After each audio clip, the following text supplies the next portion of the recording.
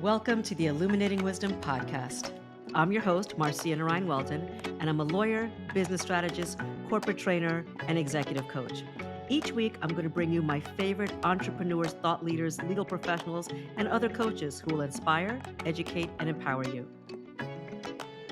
Hi, Ange. I'm so happy to have you here. Your last name is so beautiful that I actually want you to say it for our guests. So go ahead and introduce yourself. Oh, thank you, Marcia. I feel so honored to be here today. So it's pronounced DeLumiere, but I really don't want anyone to stress over how to pronounce my name. I think it's So, already, Ange du Lumière. that's it. That's it. And if I'll people never hadn't, say it that well again. uh, and if people hadn't guessed, I am French, actually. I'm from Paris. So hence my strange name. Hence your beautiful name. So you are from Paris, you live in the UK, and you are an intuitive business coach. And I've heard you say that you marry the logic with the magic. First of all, what does that mean? And what is an intuitive business coach? So, what I do is I help entrepreneurs learn about how to use their intuition to enhance their decision making process. So, instead of serving the fish, doing readings, which I do, business readings, I prefer to teach people how to tune in and understand their own intuition so they can fish themselves. And this is a passion of mine Absolutely. because I have trained as a medium, as a psychic, as an animal communicator, all sorts of weird and wonderful things, including tarot. I was a lawyer, and it felt like I was split in two completely. There was like a first life and a second life, and I didn't know how to combine the two. And then one of my dearest friends, who I met at university when I was studying law, introduced me back to my group of friends saying, "Oh, Ange is a spiritualist." And I had this big reaction to the word and said, "No, no, no, no, no, I'm not a spiritualist. I'm a spiritual lawyer."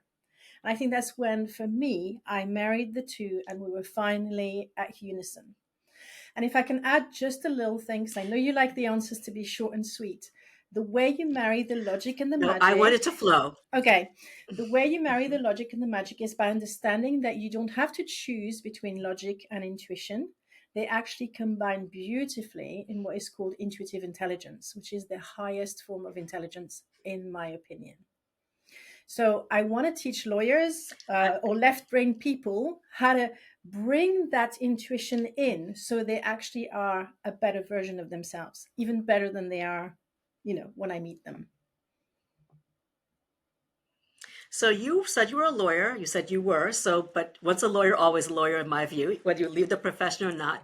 And in fact, you spent 15 years as a mergers and acquisitions lawyer. So basically, for the listeners who aren't lawyers, that's pretty up there, right? You are basically helping people buy and sell companies or assets. So it's high intensity, high stress, high Yeah. stakes, but you're also autistic. And some people might be surprised about that. And one of the things I like to do with this podcast is bust all kinds of myths and misconceptions. So, having autism, I think people have all kinds of views based on what they see on television or what they read. How did that help you? And how might it have hurt you, if at all, as a mergers and acquisitions lawyer? So I'm going to correct you, and it's not your fault. It's because I have gone through an assessment for autism. And even though I show a lot of the traits, they concluded that according to the, is it the DSM-5 or whatever, I didn't quite Mhm. reach the threshold. But I do have four autistic Okay. children. And I do, Wow. I identify with them a lot. So I don't want to say what I am not. And maybe someday they'll change the definition of autism and Mhm. I'll be autistic. But at Right. this stage, it's more that I have traits, and we know we all have them. But I would say that I am an Hmm. introvert. I tend to think very differently than other people do. I tend to see outside the box. And it's actually what made my strength when I was a lawyer, Hmm. because I actually received the answer to problems that were presented to me in my work before I found the proof that the answer was there, if that makes any sense. But I didn't know back then that I was using my intuition doing that. It took me 10 years to realize that actually I had been using my intuition all along, including when I was a lawyer. So when you say intuition, I think most people think they know what that means.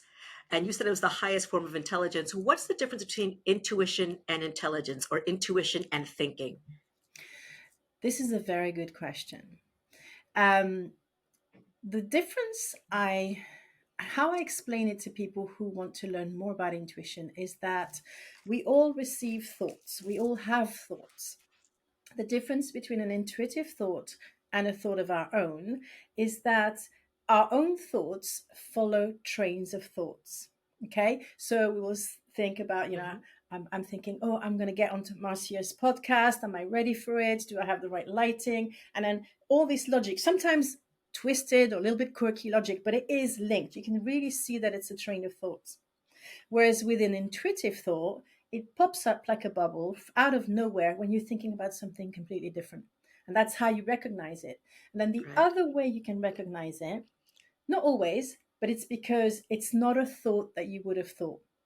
You receive the thought and you think, oh, I would have never thought like that. So most people who have these thoughts don't recognize it's their intuition. They just think they're brilliant. Mm. And but I know better than that. I know that it is my intuition speaking, and I acknowledge it. It doesn't matter if you do or not. That's what creativity is all about. Most creative people, whether they're engineers or artists or even lawyers have to be creative in their job if they want to actually support the business. Um, are very creative I'm going to people. stop you right there for a second. I'm going to stop you right there because I think a lot of lawyers don't think they should be creative. They kind of stay in the box. And so, how do you? So, I think some lawyers, yeah, if I'm a lawyer for a startup or I'm trying to get deals done, or maybe I'm going to have a creative argument for a jury trial. But I think a lot of lawyers don't want to be creative. A lot of lawyers don't want to be entrepreneurial. So how did you break out of that bubble of being the staid lawyer? How did you decide to use your creativity and use your spiritual gifts? Because I think we all have spiritual gifts. A lot of us just hide them or don't know. What are your thoughts on So that? And I know there's what a lot of different directions that question can go. Well, I'm just going to go with the flow. So, what happened is, I was actually an artist before becoming a Okay. lawyer. From very young, I was very talented artistically. I took art classes in Paris and I wanted to be an artist. I was coming from a family that was quite traditional, and my dad was a doctor. Most of the people in his family were engineers. There wasn't even a lawyer in the family, but being an artist was not considered Mm. acceptable, mostly because it's considered as something that doesn't pay the bills, understandably, for most artists. So when I had the discussion with my parents about wanting to be an artist, they convinced me to do something different. And I accepted their suggestion, right? I'm not saying that they manipulated me or anything like that. I was happy to. And so they took me to, the other thing I wanted to be was an astronomist, but we're not going to get into that just yet, or maybe not at all in this podcast. But I was an artist first and foremost. So I would draw these things, doodle when I was actually listening to lectures or whatever. And these amazing things came out of it that I didn't really even know where they were coming from. So, fast forward a little bit, I'm studying law. I'm happy to study law. Actually, I thought it was very stimulating Mm. intellectually. I had great pleasure in it. And actually, it's funny because I got into law through languages. Because when I was 9 years old, my parents sent me to Spain to learn Spanish. And when I was 13 years old, they sent me to England to learn English. And I loved traveling. I loved meeting new people. I loved learning new languages. I loved learning about culture. All that for me was so rich, so nourishing. And so the the program I did in my studies was a combination of a translation school and a law school, and I did them in parallel.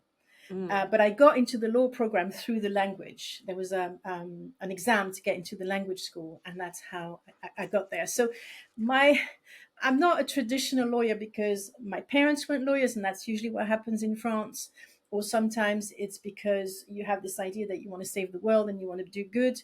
It wasn't that for me either. It was more like a box ticking exercise, and I was like, oh, my parents don't want me to be an astronomer. They don't want me to be a creative. They don't want me to be a teacher. I'll do what I'm good at. And so they took me to this woman who did lots of tests, and they said, you'll be a great lawyer. And she was right, because in the end, I had a thriving career.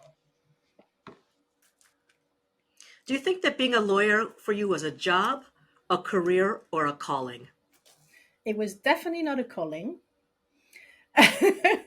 It was a good job, a very good job that I enjoyed tremendously for 15 years. There was not a moment that I was bored. There was not a moment where I thought I regret doing what I'm doing. It was stimulating. I got to travel the world. I mean, who would complain about that? Yes, it was stressful, but Right. somehow I have a very good I'm going to say not resistance to stress, but I know how to stay calm in really stressful situations. And that really helped me in my job as well. But I think already back then, even though I didn't know I was doing it, I already knew how to use energy and how to use my intuition. And that actually helped me to be a lot more fluid than most lawyers are in the work that I was doing, if that makes any sense. So I'm sure people want to know, whether they're lawyers or not, what is the secret to staying calm and centered? Because you said you know how to do that. So even though you had one of the most stressful possible careers, even among lawyers, M&A lawyers tend to be, it's Oh, high yeah. stakes. What is a secret that you have for keeping calm and centered? And how did you know that? How did you learn that? I don't Because I think know I you're not a huge meditation person. No, and I think it just came naturally. I just always had this. I think it's because, first, I'm quite a positive person. I always see the best in everything. And so I try to, positive everything that I was encountering. I think the second thing is, I don't know why I'm able to stay calm in difficult situation. Perhaps it's because I was already quite deeply connected with my own self. And so, and I trusted at the time. I lost that and then I regained it. But at the time, I trusted my ability to deal with just anything. And so I would say that. And yes, I'm not a big on meditation, but I want to share a secret with you. And although you know that secret, because I have this 5 minute meditation thing, when I was at my most stressful Mhm. time, I would sit at my desk and I had literally behind my computer in my office a picture of the sea, a beach. And whenever it got really stressful, I would just turn my head for a few seconds, look at the picture of the beach. And then when I felt the calm within me, I'd go back to my work. And I always did that. And nobody taught me to do that. It was my intuition that told me this is really going to help you with whatever's going on. Now, is there ever a time, and some people might think of intuition as going with their gut? Is that the same as intuition? Or is there a difference between intuition and going with your gut? Gut feeling is a very valid form of intuition. But I would say, because I've learned through firsthand experience and experimentation. I'm an experimenter, basically. I don't take what people tell me for granted. I Hmm. like to try things out, and if it works, I'll do it again, which is how I went from being a lawyer to being a tarot reader, which is pretty extreme. But what I would say is that what I've learned is that the intuition always comes through the body. So there's three levels the intuition can come into your body or express itself. One is in the gut, because that's Hmm. definitely what we all wired for to protect us. Then through the heart, that's the second Right. level, and then through what some people called the mind, the third eye, whatever you want to call it. These are very different kinds of intuition. And I would say the most important, there's not one that's more important, but I would say that the one that is the most helpful is the one that comes through the heart. And And why is that? Because I imagine, if you're talking, I know sometimes you coach lawyers, you coach entrepreneurs, etc. And a lot of them, like, I'm just going with my gut. How do you get them to understand that going with the heart can be as valuable or even more valuable? it's because it's a question of frequency. The gut will only try to protect you against danger, but you want to get higher than that, right? And Hmm. that's what one of the reasons why people are quite reluctant to learn about intuition is that they probably had a negative experience. Like, I can give you an example in my own Right. life. When I was a lawyer, I used to live in Paris Hmm. because that's where I was born. And one time when I came back from the law firm I worked in, it was dark. I was walking in the dark back to my flat, and I could feel a presence behind me, and I knew someone was going to attack me. So that is pretty challenging. And it was right, because he literally leaped out from nowhere, and luckily I had two bags of shopping, and I just Wow. hit him with them, and he just ran away. So he didn't know who Okay. he, so I just went All bam, bam. right. That's kind of a funny image to think That's about. very funny. Yeah. So, but it's good that I had that feeling, because it put me on alert, and then I was able to have that rush of adrenaline and react right away. Whereas if I hadn't, he might have caught me off guard and maybe had the better of me. So this gut feeling is important to protect you. But when you have an experience like that, people don't want to remember it because it's negative. Whereas when you get Mm, intuition through the heart, right. it's more about creating opportunities. It's about creating synergies. It's about creating connection, like you and I had. This instant like, Hmm. or even ideas that are going to enhance whatever you do, or your life, or your relationship, or your relationship with your children, your significant other, whatever it is. Intuition then comes as an add-on and as a positive rather than the negative of the gut, if that makes any sense. I got it. So when you're dealing with entrepreneurs and CEOs or people trying to start businesses or some stuffy lawyers, um, you also use other tools like hypnotherapy and you talk about Reiki. I love all that stuff. That's me. How do you convince people who are focused on the head, not the heart or the gut, that these tools can help them with their business? How do you overcome the skepticism? I don't. I don't even try, because I'm Okay. not here to prove anything to anyone. So the people who actually come to me are attracted to me because they've already had an experience that they can't explain. And when they talk to me, I'm almost always Mhm. able to make sense of that experience. And once that is done, they trust me. And believe me, I take that trust very seriously, and I would never breach someone's trust. So I'm very careful to respect their views, respect where they're at, and I actually prefer to work with people who are at the start of their journey, because there's so much potential there. And there's something else I want to share with So can you you. give me an example? Yeah. I'm sorry. It's that Please do. I regret that I had to leave the legal profession, because it just wasn't compatible Mm. to who I was becoming. And I'm coming back now after 15 years to help whoever these professionals are in the corporate world stay where they are and be able to bring the magic to their office and their desks, rather than think that they have to branch out and into the wild world, and leave, because you invest in your career. You have 15 years. You've crafted your art. You've studied it. You've invested a lot of money. Why should you waste all of that? Of course, if you feel it's no longer right for you, then absolutely. But if there's still that love for what you do, which I did, then let's bring it in, rather than feel that you have to split yourself like I had to do. So imagine I'm a lawyer or I'm an entrepreneur or I'm both, and I come to you. What are some of the questions that you would ask me to see whether we're a good fit? Because let's say, I feel like there's something about you I like, but I don't know if you can really help me. How do you know if someone's a good fit to work with you? So I actually go to the root.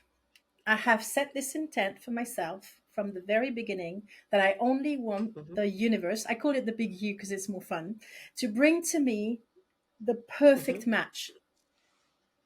That's my intent, and it's never failed, because it's very strong in me. I don't want clients for the sake of it. I want the perfect clients, the clients that are going to be ready for me, and I don't want to have make any effort to try and convince them of anything.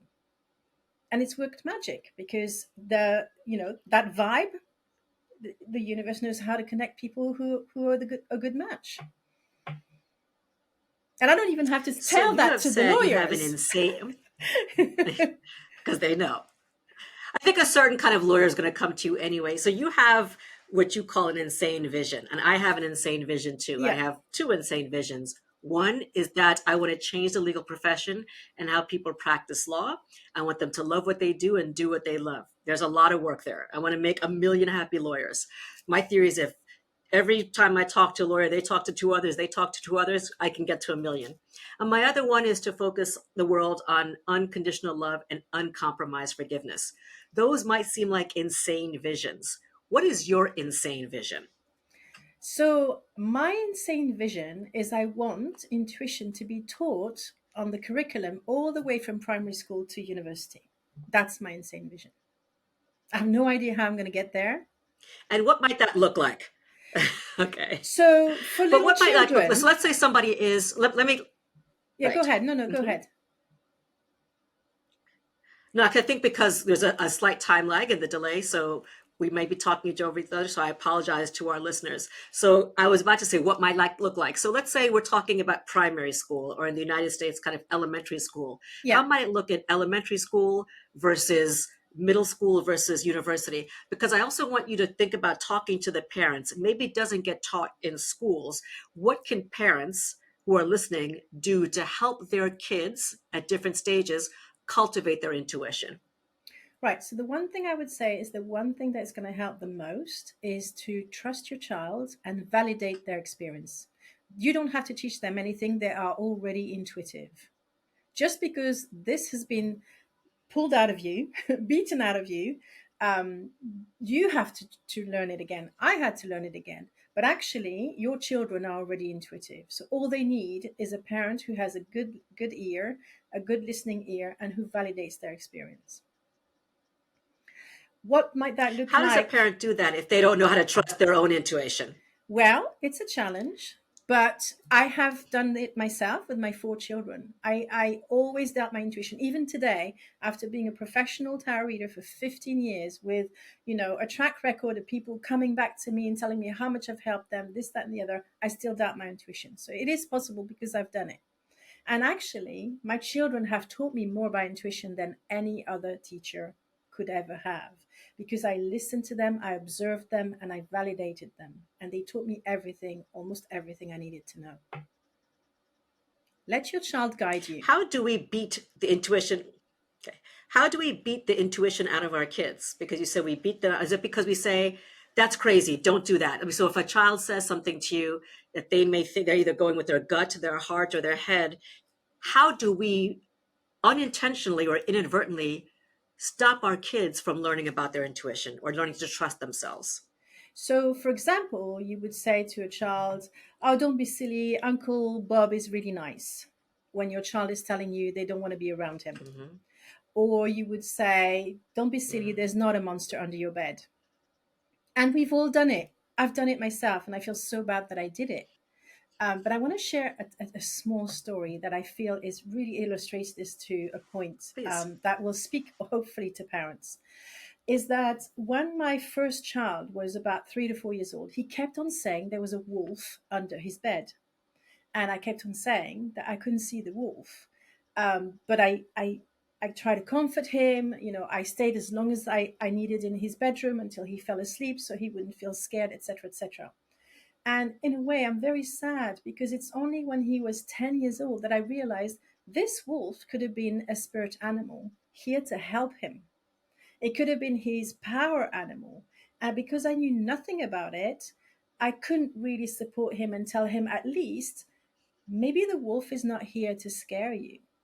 If we just keep that open mindedness, we know for sure, or you and I know anyway, that the spirit world cannot hurt you. Mm-hmm. So we can at least say that, even if we understand nothing Mm-hmm. about the spirit world, we could say to our children, I can hear that you're telling me that you're seeing a wolf under your bed or a monster, whatever it is. I can't see it myself, but I trust that you're sharing the truth with me. And I would like to really be there for you to support you the best way I can. And how I can do this right now is obviously, you're not going to say that to the child, is by learning more about all this stuff. And then the second thing is about validating them and not discounting their experience. But I think the thing that is the most acute, apart from the monster in my room at night, because this is real in their imagination, but it's also Mm-hmm. when you know more about the spirit world, you know that this happens. I think it's more about Uncle Bob or the teacher that you can't stand. or even someone in authority, and then you tell your child that they're silly because that person's very nice, and you trust the fact that because they're in authority or they have good jobs or good standing, that they must be nice people. Now, that has actually saved me from being molested by one of my uncles, knowing and standing by my gut feeling when I was a child that and I'd never talked to my parents about it because I didn't think they would believe me. But what I Right. did is I knew never to be alone with him. Whereas some of my cousins, sadly, didn't trust their intuition as strongly as I did, and sadly were caught in his net of whatever he was doing. So this is why I think it's important in primary school. We're not going to teach children how their intuition. We're just going to tell them, look, if you get one of these feelings in your body that you don't want to be around someone, then trust that. There's a reason that you might not understand. It's here to keep you safe. And I think we can say that without embellishing the truth. And one day, my hope is that we'll find the scientific evidence for it. But until then, if that's what keeps our children safe, why would we want to deprive our children of this? Right. Especially when we know that Now most you child said, abusers are within the family or are friends or Mhm. are within the close circle of people. Absolutely. Now, you said some things now because both of us really focus on spirituality and we talked about, you mentioned a few things. Let's go back and rewind for some people who are listening and they might say, what do you mean the spirit world? Are you talking about ghosts? What do you mean spirit animals? So, in the most layperson type language possible, what do you mean by the spirit world exists and spirit animals? So I want to keep it very simple. The spirit world is simply um, beings that do not have a body. That's it. We can keep it as simple as that. And if, of course, it assumes that we have a soul that survives death. Now, some of us have had that proof because we have seen people or heard people who were dead, or we have had Mhm. messages through mediums that have confirmed that our loved ones have survived death. A lot of people resist this evidence because it's not strong enough. At one point in time, I think we have to take that leap of faith and we have to at least keep an open mind.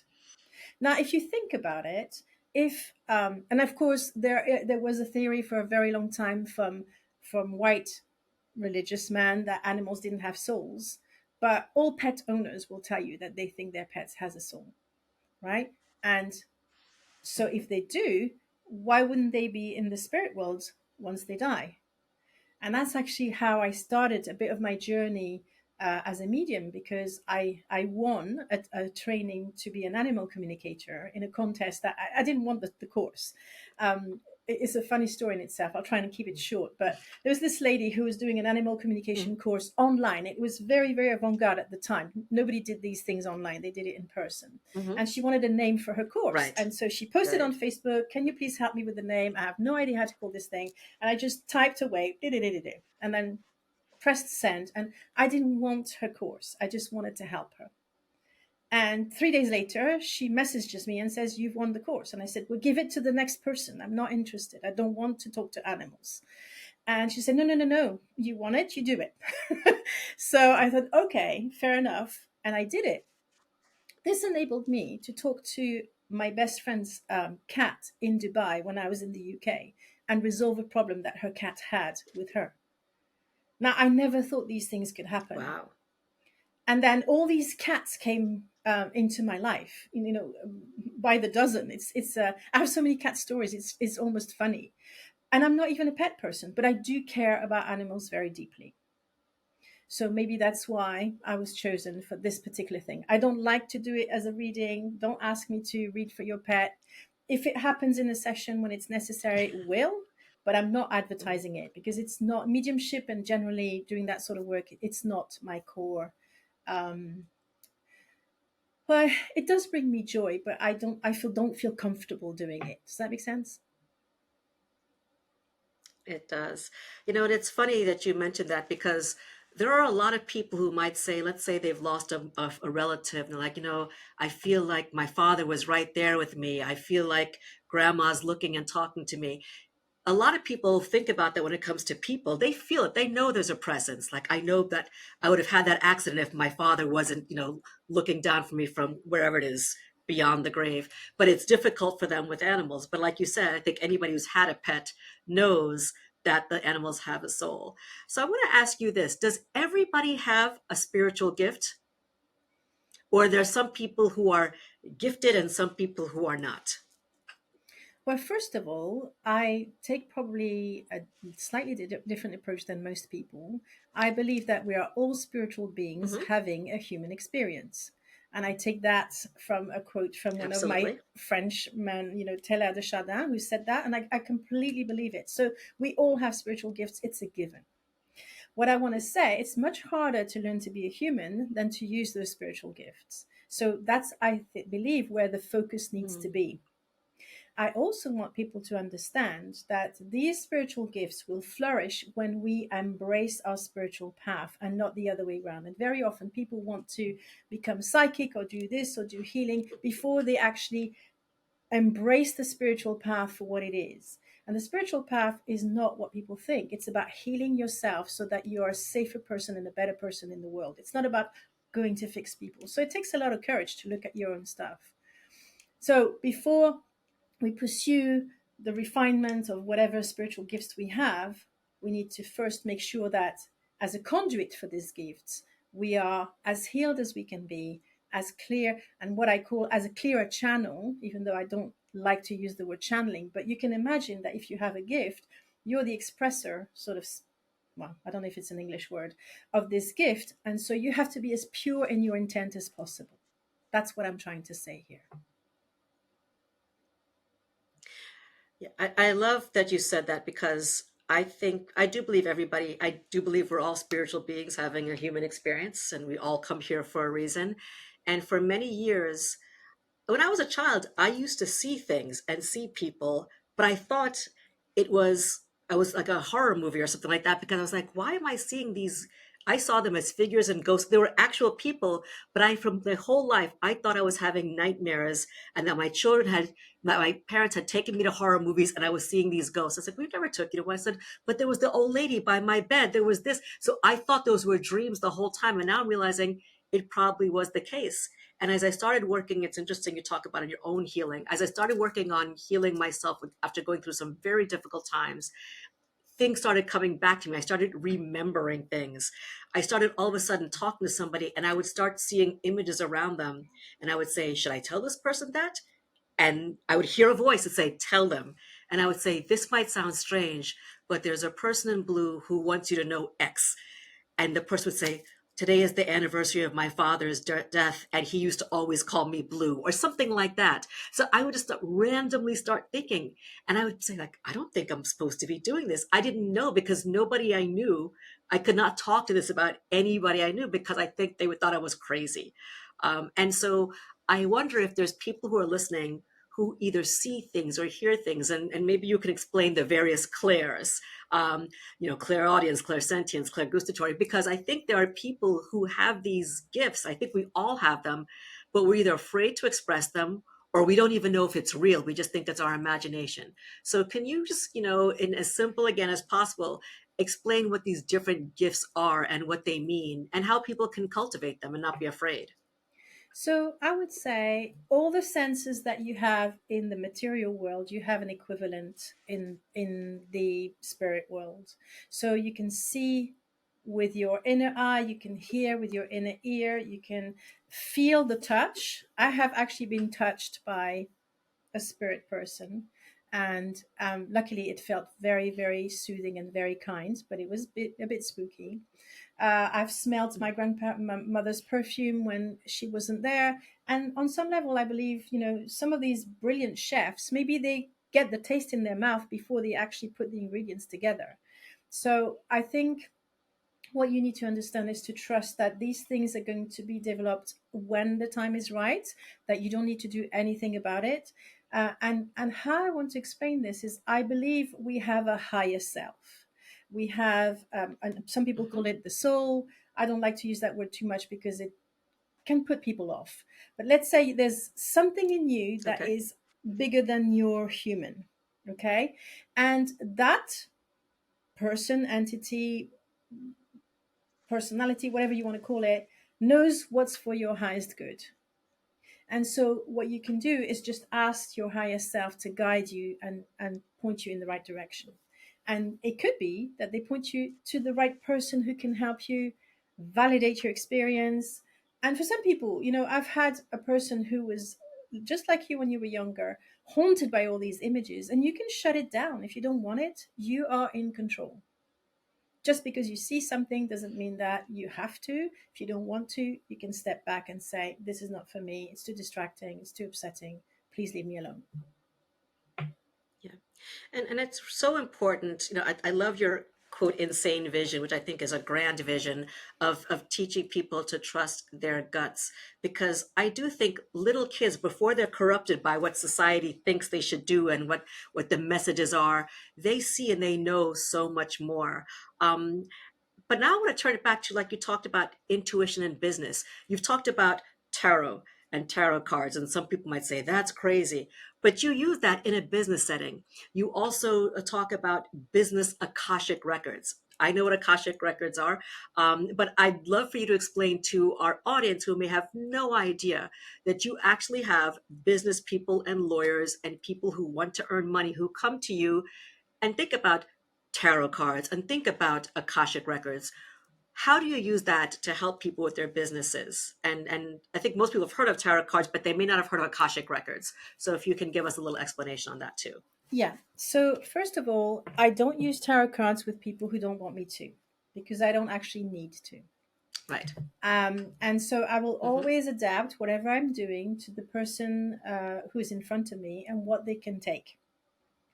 So I did create, actually, and I'm going to show, I don't know if the video is going to be anywhere, but I did create a business oracle deck that I use to do readings for people. And I really love it because it has So this we will have a everything. video on YouTube as well. Okay. So, like interview, you have offer, all sorts of things, those messages that can help you. And the way I use them is I ask the cards to show me what the person needs to focus on right now. Because there's so many different things we can focus on. So, but again, I won't Mm-hmm. use it if the person's not open for me to use them. I won't use the word Akashic Records if the person doesn't like it. But what I will say to people is, if you can imagine that an animal has a soul, if you can imagine that maybe a book has a soul, and I was really, really excited when Elizabeth Gilbert published her book, Big Magic, because she literally said in her book that she felt Yes. that she had handed over a book to another writer. And she was validating the idea because I was a book coach for a couple of years before I did this business Akashic Records thing. And I can literally download someone's book in 5 minutes, title, chapters, everything, because I can connect to the energy of the book. And the book tells me what I need to know. Well, the same goes for your business. Your business has a soul. Even if you're a solopreneur, it has a soul that's separate from you. And for lawyers, I'm going to add this little thing. You know that when you incorporate a company, they become, at least in France, I don't know how it works in America, they have a legal entity. They're becoming an entity of their own. Well, it's the same for your business, whether you Same incorporate in it the or US. not. Yeah, whether you incorporate it or not, your business existed before you did. It was an idea, and that idea sought you out, found you because you had exactly the experience that you needed for that idea to flourish with you in a partnership. So what I often do when I work with entrepreneurs is that I talk to their business, and their business tell me, okay, you need to use this funnel, or you need to do this messaging, or you need to focus on this ideal client. And whenever we do that, because it's more aligned, because I help with the alignment between the entrepreneur and their own business, which at the start of a business is usually very, very, there's a lot of alignment there. But when the business grows sometimes, then this alignment, especially if the founder starts to step back, other people come in, the energy can start being diluted. And when that happens, the company can actually, or the business can actually be off whatever the mission they were supposed to be to start with. So there might need to be that realignment for it to feel, to connect to the soul. The actual organization can start to disconnect with the soul of the business. That makes sense. So that's my job. And I will sometimes I won't say anything, but I'll just have like I will have an idea. I'll tell the person, I think this is what you should do. And then they ask me, how did you know this? And then if they're open to the idea, I'll start to explain what I've just explained to you to them and say, well, doesn't it make sense that if your pet or if a book can have a soul, then a business can have a soul as well? And if they have a soul, then I can read the That- energy and get the information that you need from it.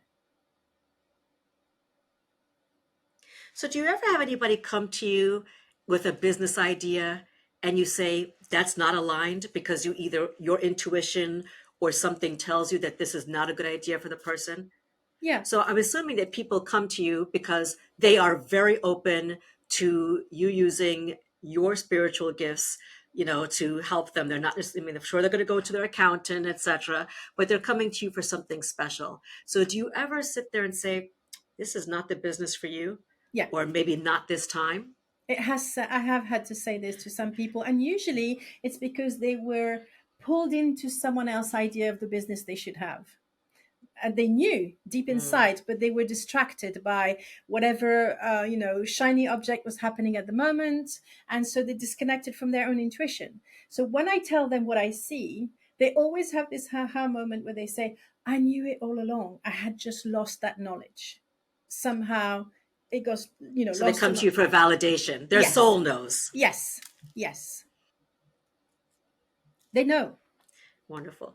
Now yeah, you are a certified hypnotherapist, as am I. How did you get into that? And again, how do you do that with business clients? Of course, you have to have their consent.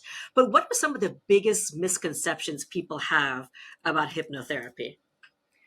That's such a good question. So the first, so I got into it because even when I was at the start of my career as a lawyer, I believed in reincarnation, even though my religion was Catholic to start with. I was raised in a Catholic environment, so it didn't really make sense why I believed in reincarnation when in this incarnation, I was in a religion that doesn't promote it.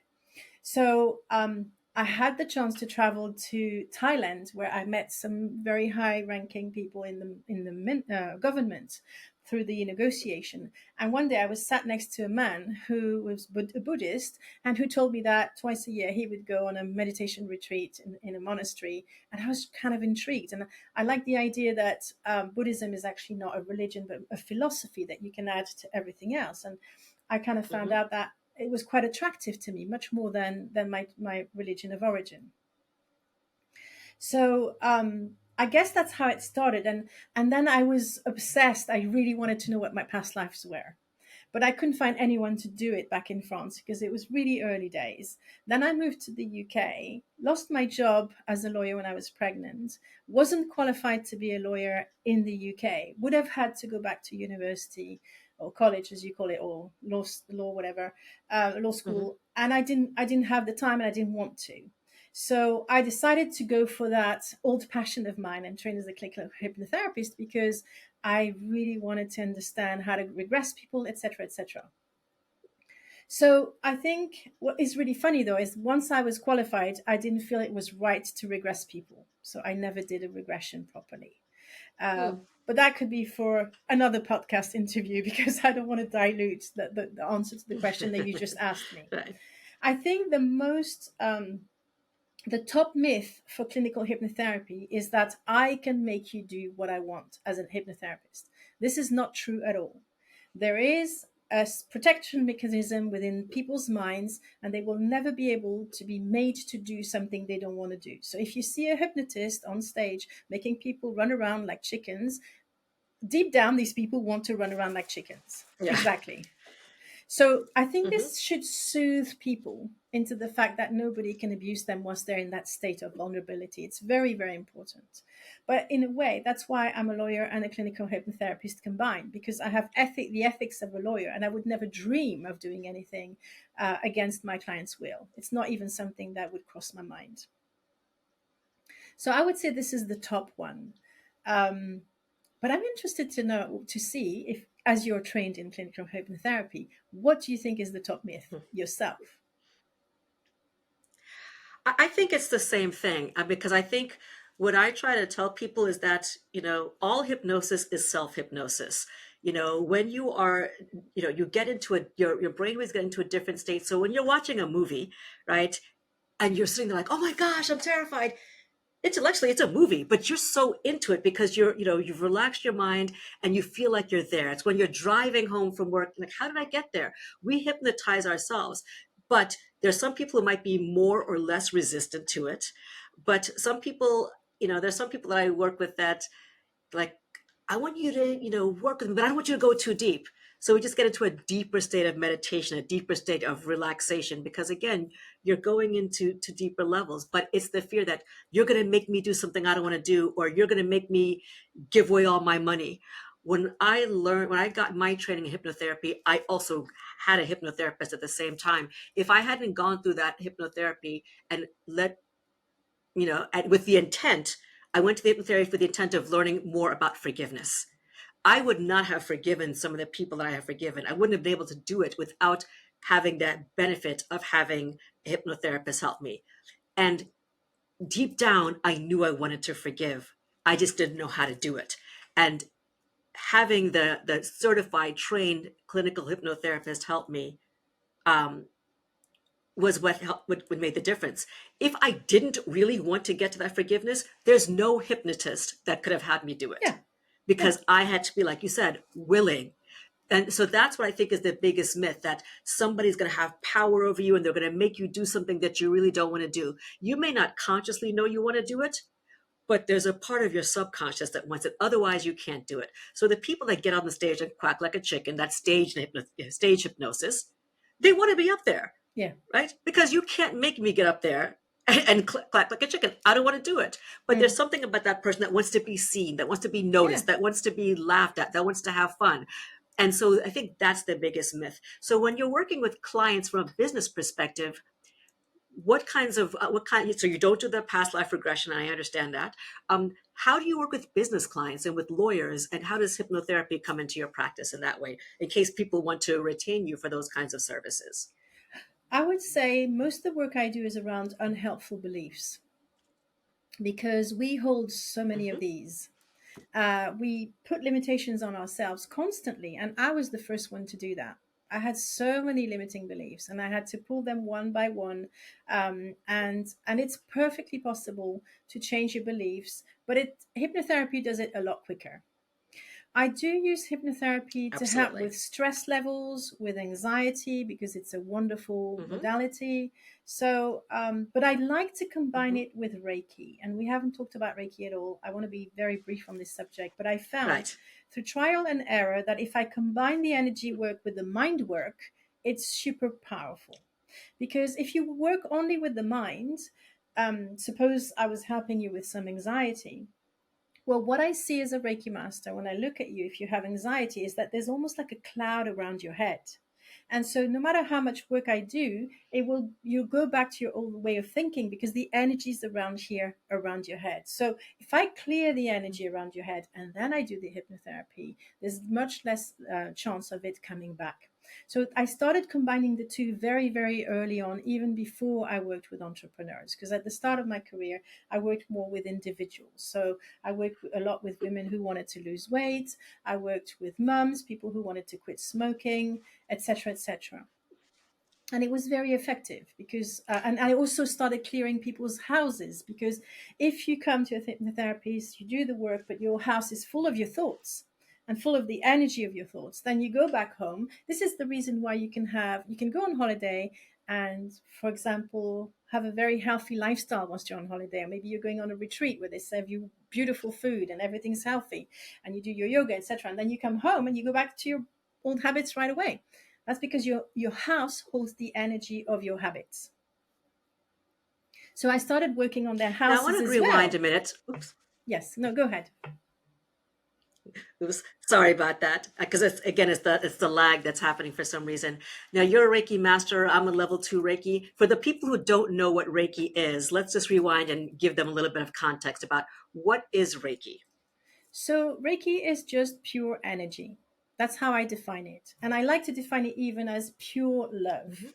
But that adds a little bit more to it that maybe some people want to or are able to take on.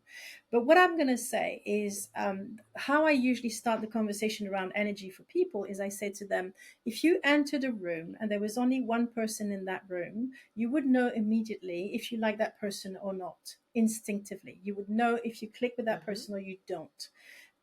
Or sometimes you feel Right. someone's behind you, even though you can't see them. And when you turn, you see there's a person. Well, that's your energy that has filled the room to suss out everything, to keep you safe. It's a bit like your gut feeling, but it's on an energy level. So Mm-hmm. people use energy all day, every day, even if they know nothing about it. Now, Right. the trick is to Right. start to learn more about it so you can use it for your own betterment and to make your life easier. Excellent. So you use in your practice Reiki, which is basically, helping the flow and the facilitation of energy. You use the Akashic records, thinking about every business has a soul, and maybe that business chose you. There's a concept of a soul contract. Yeah. Um, you use the tarot cards, and you can pull them, and you can make some determinations of what does that person need to know right now. Use hypnotherapy to help people. I just want to give people a list of all the things you can do with them. Use hypnotherapy to help, sometimes combat some limiting beliefs. Um, and you focus on intuition. Um, when you put all of that together, the person that comes to you is already the person that generally is willing to accept these. They may have done some work. They may know they need something else beyond going to a traditional coach, a traditional therapist, those kinds of things. Um, when a person comes to you with these, how do you know what to do with them first? Is it a feeling that you get that, I think we need to look at hypnotherapy? I think we need to look at Reiki. How do you know where to start with somebody who says, I want to start a business, or my business is not doing well? Help me. Yeah. So How do you first know I'm where to going to start with that say, person? yeah. So first I'm going to say that sadly, a lot of people who come to me are desperate. They've tried everything. And so they're like, Hmm. well, I might as well Right. try that as well. It's a bit sad in the sense I would much prefer that people got on board much earlier, but it's the state of the world. That's how it works. Just like people go to medical intuitives because they've seen all the doctors, nobody's been able to put their health back on track, and so they're like, oh well, I might as well try that. How could it hurt? How do I know? I don't. It's actually when I open the energy, when I look Mm. in, that I'm shown what needs to happen. And sometimes I have no clue what I'm doing. I feel totally ridiculous. I think that my client's going to laugh in my face and say, why have you said that? But invariably, 99.9% of the time, the person's going to say, how did you know that? How did you know I needed that? And that's also why it's quite difficult for me to describe what I do, because it's completely bespoke. There is no formula. There is no, I'm going to do this and you'll get this result. I literally open the records, whatever you want to call them. I open the book of life. I open their soul's energy, and the soul shows me what I need to do. Of course, I always ask consent. And I say, I'm being Right. shown that this would be good for you. Are you happy for me to do that? If they say no, then I go back to the soul and I say, they're not ready for this. Can you show me something else? But I have set an intent that I always want for what's the highest good of my clients. And my client is always at the center of everything that I do. So this happens very little. But I will say one thing, because I did tarot readings in Mind, Body, Spirit Fairs for 10 years. And there's one time when I didn't get results. And I can explain why. That person had come and sat at my table to prove me wrong. That person was completely closed. Mm. They didn't want me to get it right. Right. And so they had that wall. And so I started pulling cards, and they didn't make sense at all. So after only 5 minutes, I said to them, look, I can't do a reading for you. I don't want your money. At the time, I always asked the money at the end of the reading. I don't do that anymore because I trust myself enough that I'm doing a good job, and my time should Hmm. be paid for, whether people are happy with it or not. But at the time, I only made people pay if they were Right. happy with the reading. And then it turned out when I said that to that person, she says, oh, at least you're honest. She had gone to every single psychic in the fair to try to prove them wrong and to prove that they were charlatans. And of course, she was never going to get any results Wow. because she came from that point of view. And that kind of ties in a little bit to the conversation we had at the start, where I said, I don't try to convince anyone. I'm not interested. And it's from that experience that I set my intent that I wanted the big U to only bring me the perfect people at the perfect time. And so I trust that when people come to me, we are meant to work together. Can you give us an example of one of your biggest successes with a client? Of course, protecting their identity. So you just told us about a situation where the one time where it didn't work, and because that person never intended it to work, that person was out to prove you to be a fraud. And in fact, you were honest with the fact that you couldn't help them because basically they didn't want to be helped. Can you give us an example of one of your biggest successes in terms of working with a business or a client? Um, It's kind of difficult because you know what? I'm gonna tell you something, Marcia. I forget my successes the moment they happen, in the sense that once I help someone, I move on to the next Really? person, and I don't even remember what I said or what I did or whatever. And I have a bit of an imposter syndrome and a little bit of a confidence issue. So I tend to forget all the good that I've done in the past. So if you ask me to pull something like that, Uh, it would be very hard for me. But I do know that I've helped a woman who came to me who had been trying to write her memoir for years. And I was able to completely unblock her in one session, show her exactly what her memoir should be. And we started working together, and she literally wrote 50,000 words within a few months, which is something she had never been able to do before. And this was at the wow, center of her that's business excellent. because she was a therapist, and her memoir was very important within her work, because memoir can be actually a really important piece of your business. I'm actually, and I hope you don't mind me mentioning this, writing my own memoir called Spiritual Lawyer that is going to explain to people how I went from being a lawyer to being who I am today, which doesn't make sense if you think about it. So that I would Right. say that was one of my first big successes. Um, and I was so happy to help that woman finally write her story. And funny enough, I've been on a sabbatical since December, but I've taken only one client this year because Hmm. I was shown that I should. The things are going to be different in a few weeks, but up to now, I've only had one constant client, and she was writing a memoir as well. And without sharing anything that could identify her, she was blocked in her business on so many levels. She felt completely lost. And when she came to me to start with, in the first session, she asked me to write her sales page, which I can do. But my intuition told me that this was not what she needed. That even if I wrote the sales page, she wasn't ready. Hmm. So I said, hey, how about the memoir that you've always meant to write? And she had never told me about that memoir she wanted to write. And so that was the catalyst for her to understand that she needed to go within.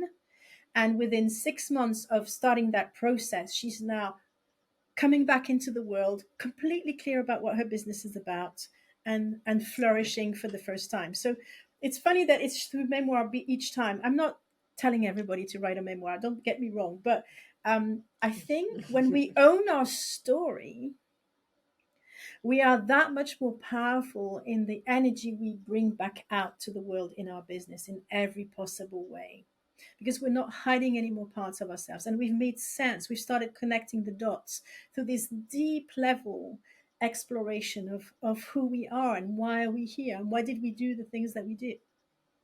Before I wrote my memoir, The Spiritual Lawyer, I still hadn't connected all the dots. And having gone through 3 drafts of this book, I have now, I'm able to answer questions for you that I wouldn't have been able to answer a year ago, for example.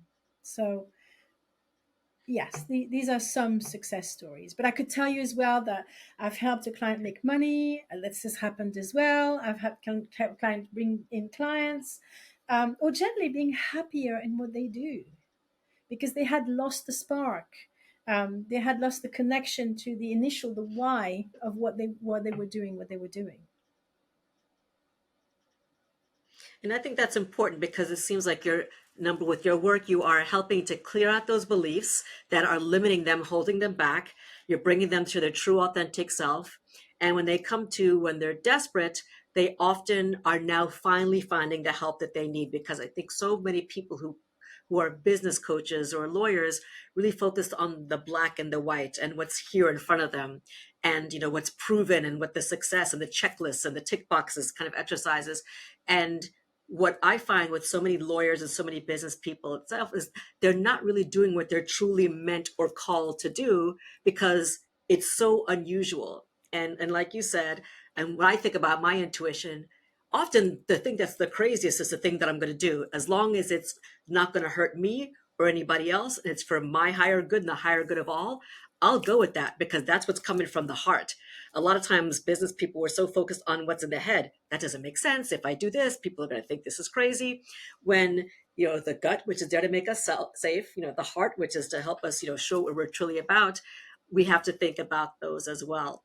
So I'm going to ask you this last question. Well, two last questions. Second to last question is this: if you wanted people to remember one thing from this podcast interview, what would that one thing be? Is to trust themselves and their own intuition. That's you are intuitive, and only you know how your intuition works. Just like only you know what your dreams mean, because your intuition use your entire belief system, your culture, your experience, and everything else as a platform to speak to you. So there's no one else who's a better expert at your intuition than you are. That's what I would want to leave people with. However, you can have a mentor that can show you how your intuition works, that can Like you.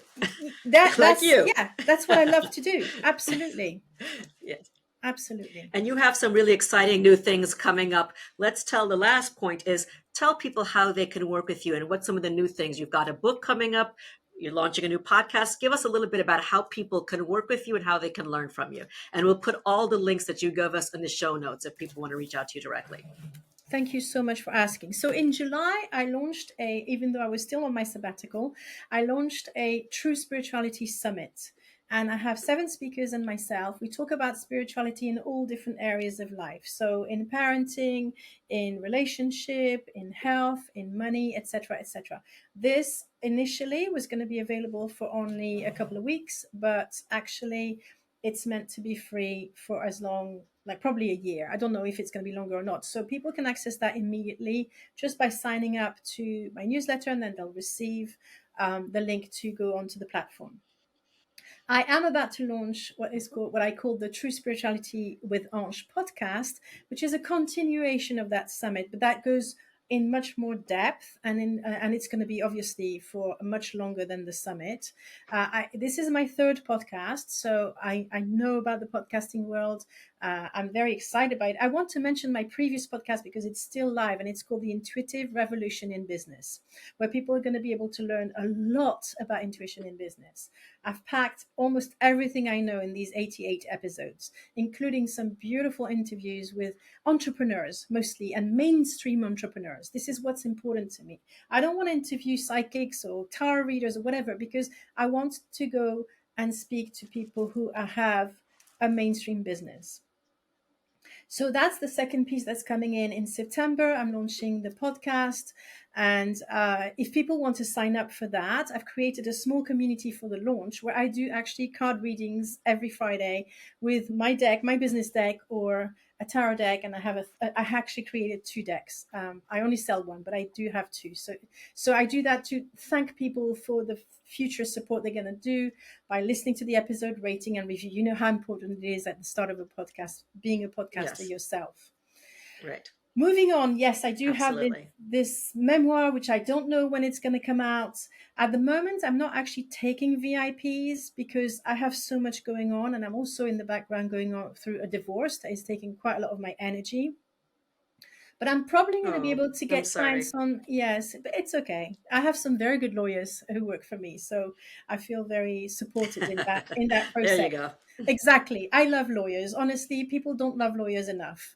There are some such good people in the profession, and I've had the best friends who were lawyers. Usually, they're very creative. They're super funny. They have a great sense of humor and a big heart for the most part.